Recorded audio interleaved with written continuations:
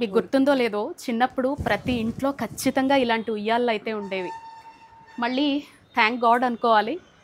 ఇలాంటి శ్రీ పరిణయ ఇటువంటి వాటి ద్వారా మళ్ళీ ఈ ట్రెడిషన్స్ అన్నీ కూడా చాలామంది ఇష్టపడుతూ ఉండటం, మనకి జనాల్లో ఎప్పుడైతే క్రేజ్ పెరుగుతుందో, ఆదరణ పెరుగుతుందో ఇలాంటి డిజైన్స్ కూడా మళ్ళీ వస్తాయి. మన పాత రోజులు మళ్ళీ వస్తాయన్నమాట.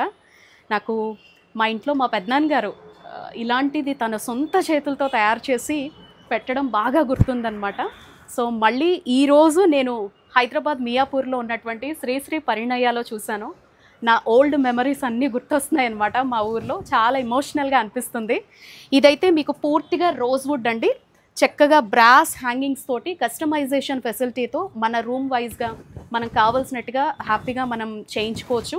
ఎంతో సాలిడ్గా ఇద్దరు ముగ్గురైనా కూడా కూర్చోవచ్చు అనమాట. అది మనం ఎంచుకునే దాన్ని బట్టి ఉంటుంది. సో మొత్తానికి ఈరోజు నాకు ఓల్డ్ డేస్ అయితే బాగా గుర్తొచ్చాయి, అందుకే మీతో షేర్ చేసుకుంటూ ఉన్నాను. ఇలా మీరు కూడా ఇంట్లో ట్రెడిషనల్గా పాత రోజుల్ని గుర్తు చేస్తూ హ్యాపీగా రిలాక్స్ అవ్వడానికి ఇంతకంటే బెస్ట్ ఆప్షన్ ఉండదు.